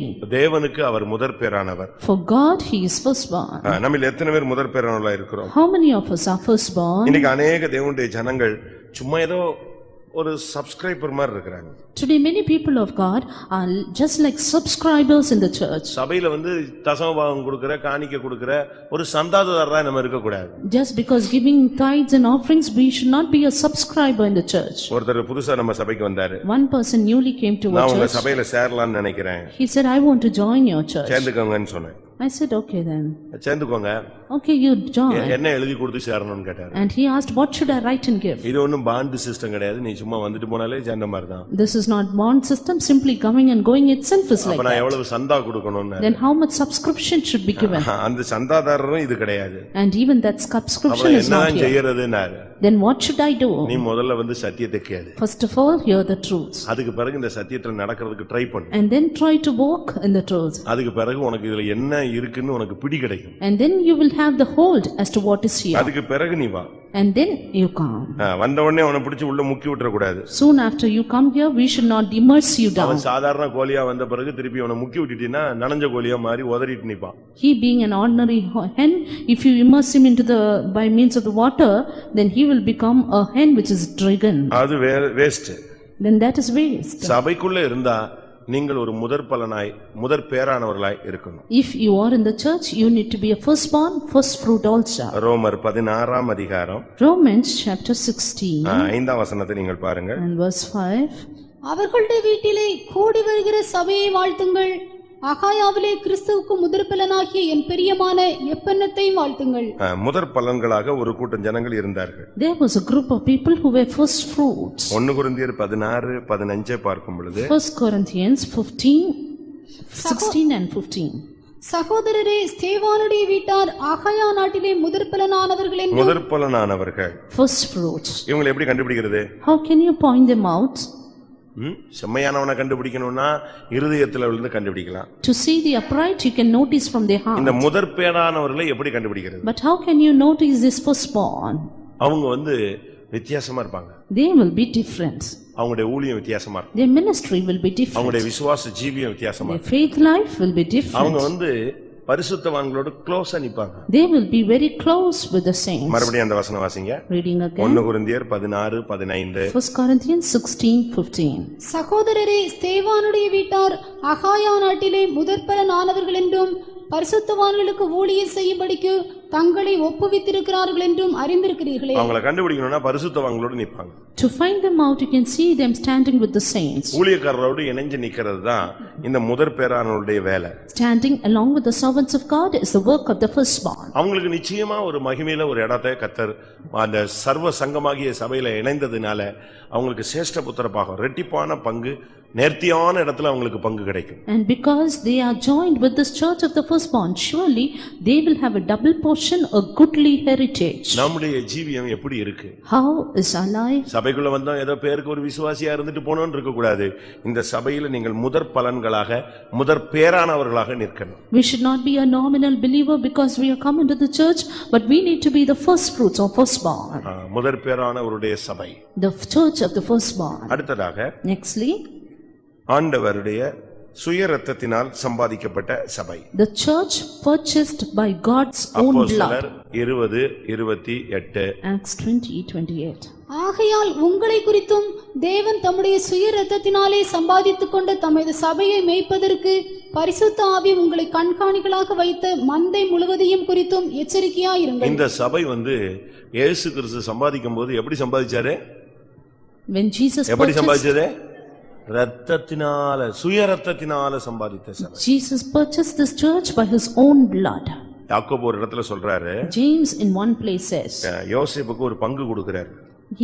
Jacob gives a portion to Joseph ஏன்னா ரொம்ப நாள் கழிச்சு அவன் கிடைச்சிருக்கான். because he was gotten to him after so many அதனால years. அவனுக்கு ஒரு பங்கு கொடுக்கிறாரு. Therefore a portion was given to அந்த him. பங்கை கொடுக்கும்போது அவர் சொல்லுவாரு, When he gave him that portion, what did he N say? கையினால் என் வில்லினால் நான் சம்பாதித்ததை உனக்கு கையில கொடுக்கிறேன். And the arms of his hands were made strong by the hands of the அது mighty. உனக்காகவே நான் வச்சிருக்கிறேன். Yes, I have kept it just for you. ஆதியாகமம் 48:22. Genesis chapter 48 and verse 22. உன் சகோதரருக்கு கொடுத்ததை பார்க்கிலும் நான் என் பட்டயத்தாலும் என் வில்லினாலும் எமோரியர் கையிலிருந்து சம்பாதித்த ஒரு நிலத்தை உனக்கு அதிகமான பங்காக கொடுத்தேன் என்றும் சொன்னான். பாத்தீங்களா? யோசேப்புக்கு எக்ஸ்ட்ரா ஒரு பங்கு கொடுக்கறான். அது என்னது? என் பட்டயத்தால் என் வில்லினால் என்னுடைய எமோரியர் கையிலிருந்து நான் சம்பாதிச்ச ஒரு நிலத்தை உனக்கு தர்றேன். I give you the portion out which I have earned of my hand of the Amorite with my sword and bow. இந்த சபை பணம் கொடுத்து வாங்குனது இல்ல, ரத்தம் கொடுத்து வாங்குனது. This church was not purchased by price but by blood. தன்னுடைய ரத்தத்தை ஒவ்வொரு சொட்டு ரத்தத்தையும் சிந்தினார்.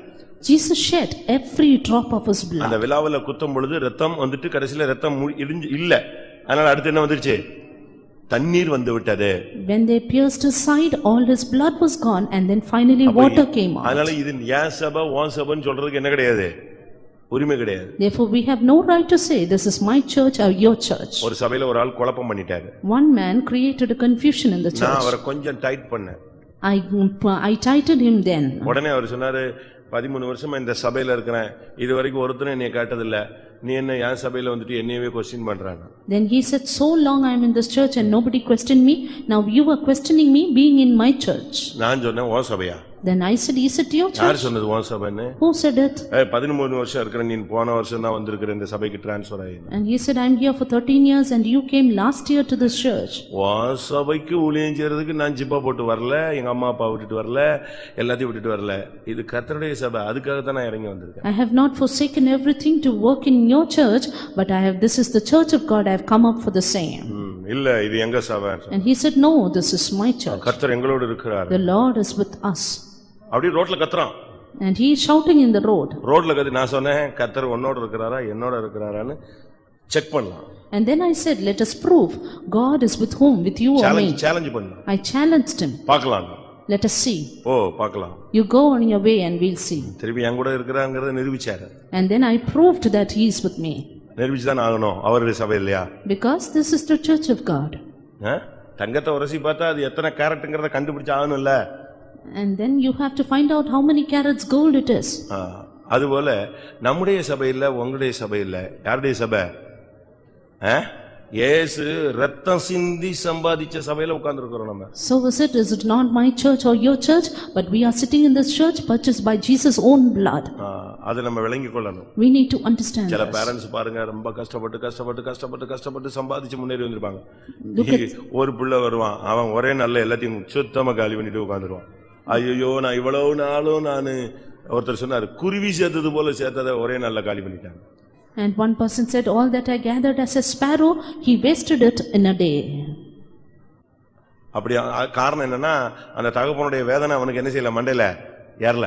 The reason being, the son did not understand the pain or the labor of his father. இயேசு ரத்தம் சிந்தி சம்பாதிச்ச சபை. The church which Jesus purchased out of his own blood. கலாத்தியரின் அன்னமனையில ரத்தம் சிந்தி சம்பாதிச்ச சபை. As the church that he earned by his own blood. பிரதான ஆசாரியனுடைய அரண்மனையில ரத்தம் சிந்தி சம்பாதிச்ச சபை. The church that is earned by his own blood in the high priest. நடு ரோட்ல சிலுவை சுமந்து ரத்தம் வழிஞ்செல்லாம் போன அப்படி சம்பாதிச்ச சபை. He shed his blood on the way, in the road, in the street, and thus he earned this church. மூணு ஆணிகள்ல தொங்கி ரத்தம் அடிஞ்சி விலாவுல குத்தப்பட்டு ரத்தம் வடிச்சு சம்பாதிச்ச சபையில உட்கார்ந்துட்டு நீயும் நானும் நியாயம் பேசக்கூடாது.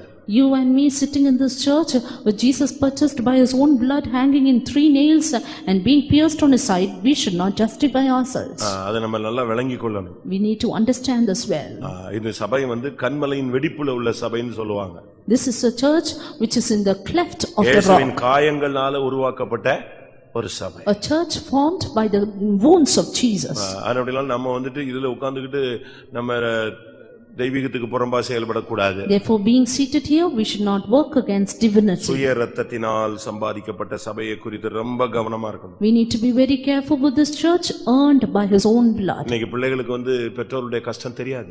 Today the children did not know the earning of their parents. சில விசுவாசிகளுக்கு ஊழியக்காரங்களுடைய கஷ்டம் தெரியாது. Some believers do not know the labor of the servants of God. சில மனைவிக்கு புருஷன் படுற கஷ்டம் தெரியாது. என்னவோ அவரு போறாரு வராருன்னு, அங்க அவன் நாய் ஆபீஸ்ல நாய் பாடுபடுறான்னு தெரியாது. Some wives do not know the difficulty of their husbands. They have a great tension in their office. அவங்க அலைஞ்சு திரிஞ்சு சம்பாதிக்கறாங்கன்னு தெரியாது. இது வீட்ல உட்கார்ந்து சட்டம் மட்டும் ஏத்திக்கிட்டே இருக்கும். They do not know that they earn hard, but they only lift up their voice in their houses. ஒரு சிலருக்கு மனைவி படுற கஷ்டம் தெரியாது. Some do not know the labor of the wives. இவர் போன பிறகு இவ இங்க கடந்துகிட்டு துணியத்தை வச்சு அயன் பண்ணி ரெடி பண்ணி துணி தண்ணி வாங்கிட்டு ரோட்ல போய் அதெல்லாம் தெரியாது. வந்த உடனே நீ என்ன செய்தா, என்னத்தை விரிச்ச, ஒரே சோம்பேறி, ஒன்னே போய் கட்டினா பாருமா. She does everything for him, and finally when he returns he says, you are a sluggard, what have you done for me? அப்ப காரணம் என்ன? Reason? மனைவனுடைய கஷ்டம் தெரியல, புருஷனுடைய கஷ்டம் தெரியல. அதே போல சில ஊழியக்காரங்களுக்கு சபையில ஊழியத்துக்கு வந்துட்ட பிறகு அந்த சுயரத்தத்தினால சம்பாதிச்சாருங்கிற அந்த வெளிப்பாடு இல்ல. அது இருந்துச்சுன்னா ஒருத்தன் ஊழியத்தை விட்டு போக மாட்டான், ஊழியத்துல சேட்டை பண்ண மாட்டான்.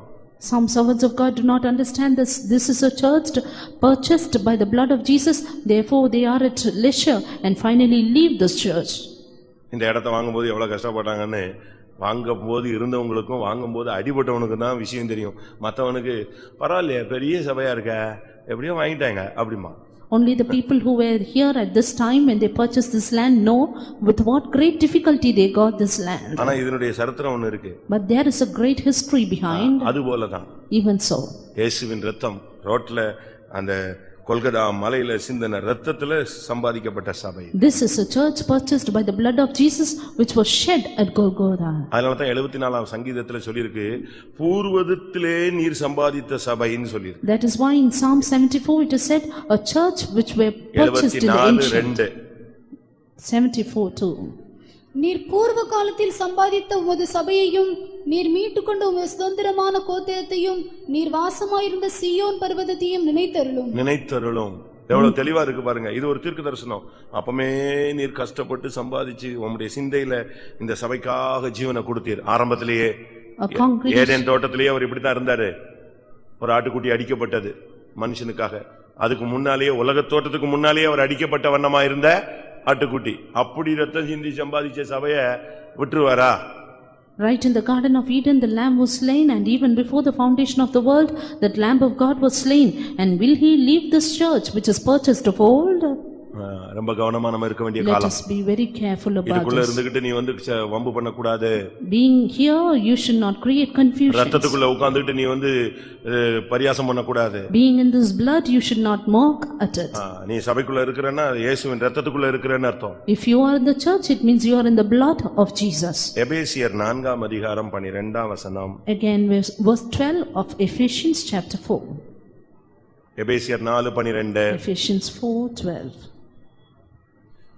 சரீரமாகிய சபை பரிசுத்தவான்கள் சீர்பொருந்தும் பொருட்டு சுவிசேஷ ஊழியத்தின் வேலைக்காகவும் கிறிஸ்துவின் சரீரமாகிய சபையானது பக்தி விருத்தி அடைவதற்காகவும். அந்த சபைக்கு பேர் என்னது? கிறிஸ்துவின் சரீரமாகிய சபை. Body of Christ. எபேசியர் 1:23. Ephesians 1:23. எல்லாவற்றையும் எல்லாவற்றாலும் நிரப்புகிறவராகிய நிறைவாகிய சரீரமான சபைக்கு. சரீரமாகிய சபை. கொலோசியர் 1:24. Colossians 1:24. இப்பொழுது நான் உங்கள் நிமித்தம் அனுபவிக்கிற பாடுகளில் சந்தோஷமடைந்து கிறிஸ்துவனுடைய உபத்திரவங்களில் குறைவானதை அவருடைய சரீரமாகிய சபைக்காக என் மாம்சத்திலே நிறைவேற்றுகிறேன். சரீரமாகிய சபையில கொண்டு நம்ம வச்சிருக்கிறார். The Lord has placed us in this church which is his body. இந்த சரீரமாகிய சபையில நீங்களும் நானும் ஒரு அவயவம். And you and me are the members of this body of church. அதை நீங்க கவனத்துல வச்சிருக்கணும். You should keep this in your mind. இந்த சரீரமாகிய சபையில நீயும் நானும் ஒரு member. And you and me are members of this body which is the church of God. Member என்ன? Member means இதுல பழைய மெம்பர் புது மெம்பர்லாம் கிடையாது. சரீரத்துல நீ ஒரு அவயவம். it doesn't mean that it's an old member or new member, but it is a member of this body. ஒன்னு நீ உன்னை கர்த்தர் இந்த மதுரை சபையில உன்னை ஒரு கண்ணா வச்சிருப்பாரு. As maybe the Lord has placed you as an eye in this church. நீ இந்த சபைக்கு ஒரு செவியா இருப்பாய். Or you may be an ear in this இந்த church. சபைக்கு நீ ஒரு காலா வச்சிருப்பாய். Or a feet in this church. நீ அந்தந்த ஸ்தானத்துல இருந்து என்ன செய்யணும்? செயல்படணும். You need to remain in your place and work. காலும் கையும் சண்டைய போட்டா எப்படி இருக்கும்? If the hand and leg fights violently, பைத்தியக்காரத்தனமா இருக்கும். it will be mad already. நாம் இந்த சரீரமாகிய சபையில ஒரு அவயவம். But we are members of this church which is his body. கண்ணுல தூசி விழுந்துருச்சுன்னா முழு சரீரமும் கொதிக்கும். If there is a dust fallen in the eye, the whole body will be in pain. அவருடைய சரீரமாகிய சபையில தேவன் நம்மை கிருபையாய் கொண்டு வந்து வச்சிருக்கிறார். Graciously the Lord has placed us in this church which is his body. மோசே தன்னுடைய மனைவியுடைய அண்ணனை கூப்பிட்டு சொல்றான், வனாந்தரத்துல எங்க கூட வா. இந்த வனாந்தரத்துல நீ உனக்கு எல்லாம் தெரிஞ்சதுனால நீ எங்க கூட வந்தா எங்களுக்கு எப்படி இருப்பாய்? கண்களை போல இருப்பாய். Moses called the brother of his wife and said, because you know everything in the wilderness, you come with us and you will be as an eye for us. 6 லட்சம் புருஷர்களுக்கு நீ யாரா இருப்ப? வனாந்தரத்துல கண்ணா இருப்பாய். You will be as an eye for 6 lakh of people. இந்த சபையில நீ ஒரு கண்ணா இருக்கணும். You are an eye for this church. நீ இந்த சபைக்கு ஒரு காதா இருக்கணும். You should be a feet for this church. நீ இந்த சபைக்கு ஒரு வாயா இருக்கணும். You need to be a mouth for this church. அது என்ன? கண்ணு, வாய், மூக்கு. What eye, nose and நீ mouth. இந்த சபைக்கு கண்ணா இருந்தேனா உனக்கு தரிசனம் கிடைக்கும். If you are an eye for the church, you will have the vision. இந்த சபைக்கு நீ ஒரு செவியா இருந்தா உனக்கு கர்த்தருடைய சத்தம் கேட்கும். If you are an ear for the church, you will hear the voice of God. நீ இந்த சபைக்கு ஒரு வாயா இருந்தா தீர்க்கதரிசனம் சொல்லுவே. If you are a mouth of the church, you will prophesy. இந்த சபைக்கு ஒரு காலா இருந்தா இந்த சபைக்காக நீ ஜீவனை கொடுத்து வேலை செய்வே. If you are a feet for the church, you will lay down your life and work. நீங்க இந்த சபையில எப்படி இருக்கீங்க? How are you in this church? தலையா மாறக்கூடாது. தலை வந்து அவர் ஏற்கனவே ஒருத்தர் இருக்கார். You should not become the head because one is there already as an head. கிறிஸ்துவின் சரீரமாகிய சபைக்கு அவர் யாரு? அவர் தலையா இருக்கார். சிரசு அவரு. Because he is the head. நீ ஒரு அவயவம். You are the member. நீ உன்னுடைய ஸ்தானத்துல இருக்கணும். You should remain in your place. கை தலைக்கு மேல முளைக்க கூடாது. The hand should not be above the head. கால் தலைக்கு மேல போக கூடாது. Legs should not be above the head. அதுல இருந்து ஒழுங்கா ஒர்க் ஆச்சுன்னு சொன்னா நீயும் அந்த சபையில இருக்கிறதுனால சபை எடுத்துக்கொள்ளப்படும் போது உனக்கு என்ன உண்டு? ஒரு சான்ஸ் உண்டு. If every member remains in its own place and functions there, then you will have a chance when the church is taken up. AJ Benjamin என்கிற பிரதர் நம்முடைய சபையை விட்டு போகும்போது பாஸ்டர் டான் போய் அவர்ட்ட பேசினார். When brother AJ and Benjamin left our church, Pastor Don spoke to him. இது சரீரமாகிய சபை. This is the church which is his body. இதுல இருந்தாதான் சைன் பண்ண முடியும். Only if you are here you can live. கையில இருந்தாதான் ஒழுங்கா இருக்க முடியும். இது தனியா துண்டா இந்த இரும்பு கையை மாயாவி மாதிரிலாம் சுத்த முடியாது. Only if the hand is in the church body in its place it can be properly fit. அப்படிதானே? இந்த காமிக்ஸ்ல இரும்பு கை மாயாவின்மா கை மட்டும் போய்கிட்டே இருக்கும். அப்படி ஒண்ணு இங்க சர்ச்சில் மேஜிக் வேலை எல்லாம் கிடையாது. You cannot see the magical works in the church as the iron hand which moves அது alone. இருந்தாதான் சரீரமாகிய சபையில இருந்தாதான் உனக்கு value. Only if you are in this church which is the body, you have the value. இல்லன்னா உனக்கு value கிடையாது. Or else you will be of no value. அவர் சொல்லி பார்த்தாரு, அவர் கேட்கல, கடைசில வேல்யூவே இல்லாம போயிட்டாரு. That brother did not hear, finally he lost his value. அதனால ரொம்ப கவனமா இருக்கணும். Therefore we need to be very careful. எத்தனாவது பாயிண்ட் சொல்லியிருக்கேன்? And next point. பார்க்கலாம். பாயிண்ட் கவனத்துல இருக்கான்னு பார்க்கலாம். How many points did I say? ஏட்டு சுரைக்காய் கூட்டுக்கு உதவாது. அதே மாதிரி எழுதி வச்சு சும்மா விட்டுறக்கூடாது. மைண்ட்லயே எழுதுங்க கொஞ்சம். கடைசியாக Finally, எபேசியர் 5:27. Ephesians 5:27. கரைதிரை முதலானவைகள் ஒன்றுமில்லாமல் பரிசுத்தமும் பிழையற்றதுமான மகிமையுள்ள சபையாக அதை தமக்கு முன் நிறுத்திக் கொள்வதற்கும் தம்மை தாமே அதற்காக ஒப்பு கொடுத்தார். சபை, அந்த சபையினுடைய ஒரு பூர்ணத்தை பத்தி அங்க பைபிள் சொல்லுது. The word of God says about the perfection of the church. அது என்ன சபை?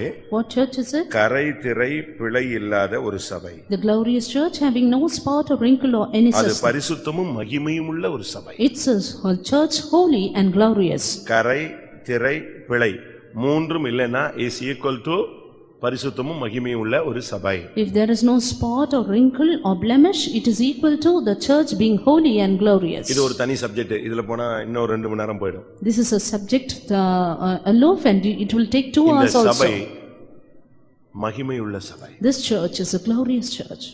அப்படி மாறணும்னு சொன்னா நமக்குள்ள கரை திரை பிழை இருக்க கூடாது. If we have to change like that, we should have no spot or wrinkle or பிழை blemish. என்பது பாவத்தினுடைய starting stage.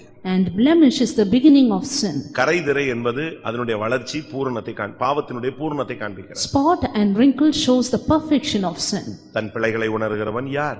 Who can find out his errors? 19ஆம் சங்கீதம் 12ஆம் 13ஆம் வசனத்துல பார்க்கும் பொழுது Psalm 19:12 and 13 says, தன் பிழைகளை உணர்கிறவன் யார்? Who can understand his errors? மறைவான குற்றங்களுக்கு என்னை நீங்களாக்கும். Lord, get me rid of the secret துணிகரமான sins. பாவங்கள் என்னை ஆண்டு கொள்ள ஒட்டாதிரும். And let not presumptuous sin rule over me. அப்பொழுது நான் உத்தமனாகி பெரும் பாதகத்துக்கு நீங்களாயிருப்பேன். Then shall I be upright and innocent from the great பாவத்தினுடைய transgression. ஸ்டார்டிங் ஸ்டேஜ் ஒரு பிழை, அறியாமல் செய்கிற ஒரு human error. Beginning of a sin is human error. அது தடுமாறி செய்கிறது ஒரு காரியம், ஏதோ ஒரு சூழ்நிலையில நடந்துருச்சு. That happens by chance of the situation. அதுக்கு நீ இடம் கொடுக்க நீ சீக்கிரட்டா பாவம் செய்வ. When you give more and more place to that, you will have secret அதுக்கு sins. பிறகு என்னைக்காவது பிடிபட்டுருவ. After that, one day you will be caught. அதுக்கு பிறகு என்ன யார்கிட்ட போய் சொல்ல போற? பாஸ்டரே சொல்லு, நான் கோயிலுக்கு வர மாட்டேன். After that will be presumptuous saying, if you want you say, and I will not come to the church. That will be presumptuous. அதுக்கு பிறகு அவன் பாவி பெரும் பாதகமாய் போய்டுவான். Then it will become a great transgression. அதனால தான் பிழை தொடக்கம். Therefore error starts. திரை வளர்ச்சி. Then the wrinkle is the growth. கரை பூரணம். And spot is the perfection. அப்படி நீங்க போயிட கூடாது. We should not become like that. அதுக்காகவா இயேசு வந்து நம்ம எல்லாம் ரட்சித்தாரு, நமக்காக ஜீவனை கொடுத்தார். Is it for that Jesus came and saved us, gave his life for us? பரிசுத்தமும் பிழையற்றதுமான சபையாய் மாறணும். We should be a church holy. பரிசுத்தமும் மகிமையுமான சபையாய் மாறணும். We should be a church holy and glorious. மகிமையான ஒரு சபை. A glorious church. அதுதான் தேவனுடைய பெரிய திட்டம். That is the great plan of God. நாம் இந்த நாட்கள்ல மகிமையான சபையா மாறுறதுக்கு தான் இப்படி கூட்டத்துல வந்து உட்கார்றோம், வெறுமையாக்குறோம், ஒவ்வொரு வார்த்தையும் கேட்கும்போது உடைஞ்சு நம்ம சரிப்படுத்திக்கிட்டே வர்றோம். We in these days attend these meetings and set ourselves right for every word of God, that we might become a glorious church. இந்த மகிமையுள்ள சபையா மாறும் பொழுதுதான் மறுரூபம் நடக்குது. Only when you come into this glorious church you can be transformed. அப்படிதானே? 2 கொரிந்தியர் 3 கடைசில பாருங்க. 2 Corinthians 3 and the last verse. நாம் எல்லாரும் திறந்த முகமாய் கர்த்தருடைய மகிமையை கண்ணாடியிலே காண்கிறது போல கண்டு ஆவியாயிருக்கிற கர்த்தரால் அந்த சாயலாகத்தானே மகிமையின் மேல் மகிமையடைந்து மறுரூபப்படுகிறோம். இந்த சபை மகிமை அடைஞ்சு வரும் பொழுது என்ன வந்துரும்? மறுரூபம், transfiguration உண்டாயிரும். The church will go from glory to glory and finally attain the transfiguration. ஆண்டவரோடு மறுரூபமாயிருவோம். We will be changed to like இந்த God. சபைக்கு தான் இயேசு வரப்போறாரு. It is for this church that Jesus comes. இந்த சபையை பாதாளத்தின் வாசல் என்ன செய்யாது? மேற்கொள்ளாது. Gates of hell cannot prevail over this இந்த church. சபையை தான் கர்த்தர் கட்டுறார். The Lord builds this church. எல்லாரும் கண்களை மூடுவோம். Let us close our eyes. கர்த்தாவே, இந்த சபையில விசுவாசத்தோடு நம்பிக்கையோடு என்னை குப்பையில கிடந்தவனை கொண்டு வந்து வச்சிட்டீங்க. Lord, ஆனா எந்த நம்பிக்கையில கொண்டு வந்தீங்களோ அந்த நம்பிக்கை எனக்குள்ள நிறைவேற்றும். Lord, I who was in the dunghill, you proved me, you counted me faithful, and you fulfilled that faithfulness in my life, Lord. என்னை நான் இந்த இதுக்கு தகுதி உள்ளவன் அல்ல. Lord, I am not worthy for this. நான் பாத்திரன் அல்ல. I am not worthy for this. எனக்கு எந்த தகுதியும் கிடையாது. I have no worthiness in நான் me. எங்கேயோ ஒரு கண்மலையில கிடந்த ஒரு ஆளு. I was one in some rock. எங்கேயோ ஒரு துறவுல கிடந்த ஒரு ஆளு. I was in some well. நான் ஒரு எளியவன். I am a poor man. நான் ஒரு சிறியவன். I am a small நான் man. குப்பையிலே கிடந்தவன். I was in the dunghill. அப்படி ஒத்துக்கொள்றவங்க கண்களை மூடி முழங்கால் போடுவோம். Those who realize that, you be on your knees. நான் புழுதியில குப்பையில கிடந்த ஒரு ஆளு. I was in the dust and dunghill. என்னை நீங்க உத்தமர் என்று நம்புனீங்க. But you counted me faithful. உண்மையுள்ளவன் என்று நம்புனீங்க. You counted me upright. அந்த நம்பிக்கையில தான் என்னை கொண்டு வந்திருக்கீங்க. Lord, with that trust you brought me அந்த here. இடத்துல நான் சில நேரங்கள்ல உண்மையா இருந்திருக்கிறேன், சில நேரத்துல உத்தமமா இருந்திருக்கிறேன், சில நேரங்கள்ல நான் துரோகியாகவும் இருந்திருக்கிறேன். At times I had been faithful and upright, but at times I had been treacherous. இன்னைக்கு என்னை மறுபடியும் உம்முடைய சபையாய் என்னை உம்முடைய கரத்துல ஒப்பு கொடுக்கிறேன். Today once again I surrender as your church, Lord. அப்படி எத்தனை பேர் சொல்ல முடியும்? How many you can say this? கண்களை மூடுங்க. முழங்கால்னா அப்படி ஸ்ப்ரிங் மாதிரி வரணுங்க. Let us close our eyes and be on our knees. கம்ப்யூட்டர்ல தட்டி விட்ட உடனே பட்டன் ரிசல்ட் வர்ற மாதிரி முழங்கால் போடுவோம் அப்படின்னா போதும், உடனே வந்துடணும். You should soon have the results. நம்ம பைபிள் தானே, எங்க ஓடி இருக்குது அது மூடலைன்னா பிச்சுக்கிட்டு ஓடி போயிருமா வேற சைடு வழியா? ஓடாது. It will not run. எல்லாரும் கண்களை மூடுவோம். Let us close our eyes. கர்த்தாவே, என்னை நீ நம்பி கொண்டு வந்தீர். நான் சில நேரத்துல அந்த நம்பிக்கைக்கு எதுவாய் நடக்கவில்லை, அது உண்மைதான், உமக்கு தெரியும். ஆனா இன்னைக்கு என்னை சரண்டர் பண்றேன். Lord, you trusted me and brought me here. At times I had not walked up to that trust, Lord, but today I surrender. எத்தனை பேர் அப்படி சரண்டர் பண்ண முடியும்? How many of you can surrender today? என்னை நீதிமான்களின் சபையில வைத்திருக்கிறீர். Lord, you kept me in the congregation of the righteous. என்னை நீதிமானாய் மாற்றும். Lord, change me righteous, Lord. என்னை பரிசுத்தவானாய் மாற்றும். Change me a saint, O Lord. செம்மையான இருதயம் உள்ளவனாய் மாற்றும். Change me as upright in heart. உம்முடைய இரத்தத்தினால சம்பாதிக்கப்பட்ட சபையில என்னை வச்சிருக்கிறீங்க. அதுக்குரிய வாழ்க்கை வாழ உதவி செய்யுங்க. You have kept me in the church purchased by your blood. Help me live accordingly. என்னை முதற் பேரானவனாய் நீர் மனதில வச்சிருக்கிறீங்க. அதுக்குரிய வாழ்க்கை வாழ்ந்த எனக்கு உதவி செய்யும். You have kept me in your mind as the firstborn. Help me live accordingly. என்னை இந்த சரீரமாகிய சபையில எந்த அவயமா வச்சிருக்கிறீரோ அந்த இடத்துல இருந்து நான் உமக்காக செயல்பட வேண்டும். அதுக்கு எனக்கு உதவி செய்யும். Lord, help me to function according to the member. You have kept me in the body which is the church. ஆண்டவரே, எப்படியாயினும் பரிசுத்தமும் மகிமையுள்ள சபையாய் மாறி நீங்க எப்ப வந்தாலும் அந்த வருஷத்தின் கடைசிக்குள்ள நீங்க வந்துட்டீங்கன்னா நானும் உன்னுடைய பிள்ளைகளும் எங்களுடைய ஊழியர்களும் எங்களுடைய சபையும் உம்மை சந்திக்க வேண்டும். Lord, somehow make me holy and glorious in this church and help me meet at your coming meet at the end of this year. நீங்க இந்த வசனங்களுக்கு ஒப்பு கொடுங்க, உங்க காரியங்களை கர்த்தர் பார்த்துக் கொள்வார். Surrender yourselves and the Lord will look after your matters. நான் இந்த கூட்டம் முடியும் பொழுது மறுபடியும் உனக்கு ஒரு வார்த்தை சொல்லுகிறேன். Once again- நம்முடைய தேவன் யெகோவா ஈரே. Once again I tell you, our God is Jehovah Jireh. நீங்க உங்க பிரச்சனைகளை பார்க்காதீங்க, உங்க லைஃப மட்டும் பாருங்க. Don't look at your problems, look at your life alone. உங்க போராட்டங்களை பார்க்காதீங்க. Don't look at your conflicts. ஏனென்றால் உன்னுடைய யுத்தம் தேவனுடைய யுத்தம். Because your battle is the Lord's. இந்த யுத்தம் உங்களுடையதல்ல என்று அவரே சொல்லுகிறாரே. He says this battle is not yours. அவர் வந்து நின்று ஜெயிப்பார். He will prevail.